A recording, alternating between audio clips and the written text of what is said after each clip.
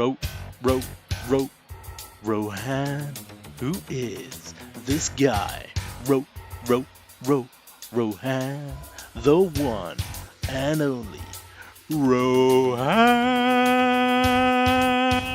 Hello everyone, thank you guys. Welcome back to the corner, and this week we are doing the mini review of the mini Zeta Aerialbots Superitron. More of the same as we've had before. These are the cartoon-inspired G1 style Aerialbots that we've all been waiting for in Legends class, and at £140 for the set, it's not bad value. Let's look at the comparison compared to the BW oversized Menasor set, which was about £115–120, so reasonably good leverage there. And then compare that to the Magic Square Menasor set, which was about £160, and the Magic Square Devastator set at £180. It's actually in at the lower to mid level, which is quite good for a set of this quality.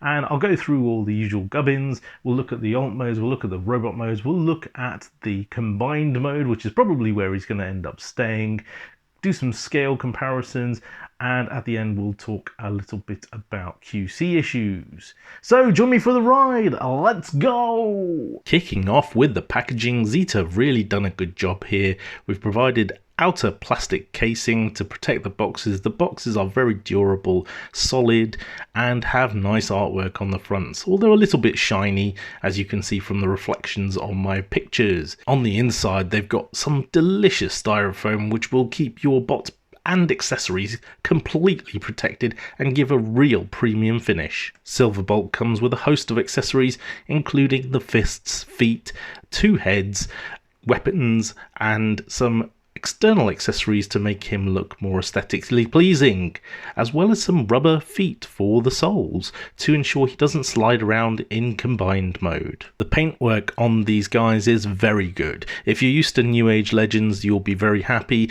If you're used to Magic Square, you will be impressed. And the jet modes are very aesthetically pleasing. As we can see from Skydive, the paintwork is great, getting those two-tone colours. There is a little bit of gappage on his tail fin. The underside lovely with the red and no visible head syndrome. Slingshot similarly larger than I would have expected him to be. A little bit of some gappage in his arm there, and visible head syndrome unfortunately. Fireflight has an issue where his arms don't go in enough, and therefore there's gap between his wings and his body. And again, visible head syndrome, and this guy is overly happy. Air Raid looks stunning, probably the best looking jet mode of the lot. Great color scheme. Silverbolt looks fantastic. He looks just like a Concorde. A lot of panels and a lot of lines. There's detail on all of these guys, which is well done. The underside, as with all Silverbolts, is pretty much evident of what it is. Scale wise, they look good. Silverbolt a little bit smaller than you would expect. Slingshot a little bit bigger.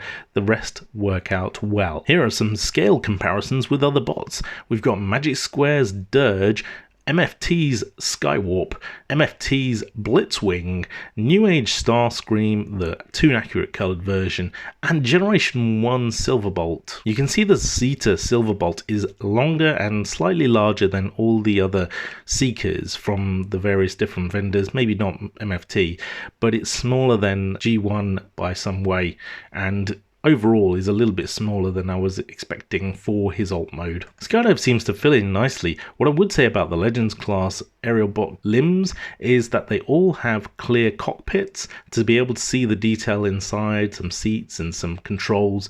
That's nice, but I kind of like the G1 painted aesthetic, and I do kind of wish that they did have painted cockpits in some way, but the actual paintwork on them and the sculpting, the design work is excellent. They do really envisage the jets that which they were based on, and there are some real details in there which are not necessarily always symmetrical, like on Slingshot on his fuselage. They can be posed well for jet mode as well with the right apparatus. And here they are with Omega Supreme, just because. Right, well, here we go. The delicious cartoon accurate bot modes. They do look fantastic when you get there. It is a little bit fiddly to get to, especially with some of the figures like Silverbolt, who has many panels, many tabs. Some don't really want to go in there at first. A few looser parts, which do require you to have a little bit of patience, put things into place, and some elements like the wings on the legs, for example, which just don't tab into anything, they just sort of sit there.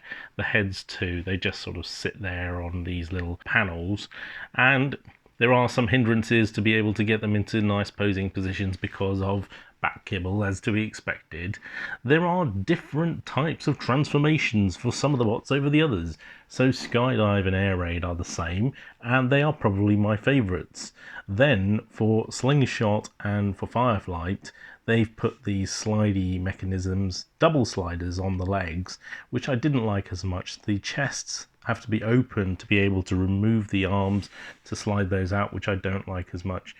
And the heads are on their little platforms rather than coming out from the chest, which I preferred on the first two. Silverbolt requires a lot more effort and a lot more moving and manipulating. His back kibble is actually slightly flatter than some of the others, and that's actually a good thing, but it does require manipulation to get there. And compare that with Slingshots over there, you can see the difference. They are still very good looking. I would say that the faces do look nice, but in person they do look a little bit shiny, I have to admit, with this metallic silver paint. They can pose quite nicely, although they are hindered by that back kibble, especially the limbs. They can't really kneel. The best one of the lot is Silverbolt. For some reason they've all lined up. Are nice, although a couple of them, like Fireflight, are a little bit out there, especially with that metallic paint enhancing it all. In case you're into that sort of thing, here's the back end. And here we have some scale comparisons with their Generation 1 brothers, some other Legends scale characters, and MFT Omega Supreme, because why not? They seem to fit in quite nicely with the Legend scale characters, obviously against MFT's Blitzwing. The limbs are a little bit shorter. Silverbolt stacks up relatively well, a little bit shorter. He stacks up quite nicely up against MFT's Skywarp though. New Age Starscream is about on par with Slingshot, and so that could work if you're looking for something similar, although I always thought of Slingshot as being a little bit smaller than the rest of them. But in this case, he seems to be a little bit taller than Air Raid. Obviously, they're a bit too big for MFT Omega Supreme, but then what isn't? Transformation into his combined mode for Superion isn't too bad. You do need to start with all of the limbs in their alt modes realistically, although it's not too hard to flip back from robot mode. And once you do get there, adding on the combiner parts is a cinch. The feet connect up very easily, the arms go into the sockets relatively easily, and he can hold his weapon quite nicely. I haven't been able to find a way for him to hold his weapon like he did in Season 3, where he had it on his arm attached. Some of the combiner parts do have a tendency to pop off. I'll go into that in the QC issues. But overall, aesthetically, he looks fantastic. He stacks up really well next to Magic Square's Devastator and Magic Square's Menasor. This version I have here is the BW oversized version, so he is a little bit larger. I'd probably like him to be more in line with Devastator, but in terms of the scale between MFT's Omega Supreme, Zeta's Superion, and Magic Square, Devastator, and Menasor, it's pretty good. Here he is up with Generation 1 Superion, who doesn't really look half as good, let's be honest. The QC issues, I was very lucky not to get any misassembled parts or incorrect parts as I've seen on some of the others out there. What I would say is there are a few paint defects, definitely some splurge, some overspill, and some defects on areas like Slingshot's head. Also, I've noticed on some of the plastic, it's not always clean cut, and that can hinder transformation or posing. The chest piece on Superion for the G1 Toon look doesn't stay on whatsoever. I'm going to have to add some blue tack or something. And these shoulder fins that they've supplied, while they're good for aesthetic look, they do hinder the arm rotation a little bit. Some of the pegs just don't want to go into the slots. This one, for example, on the chest of Slingshot here, just doesn't want to stay in. It just pops out and pops out and pops out. One of the most annoying things about every single one of the limbs is the hands. You can get them to extend and you can get them to close easily enough. It's getting them to stay there that's the trick. When you try and put a weapon inside their hand, it just will automatically close. If you try and take it out, the fist will just pop off. It's just got no stability whatsoever, and it's very annoying. Screw you guys, I'm Superion.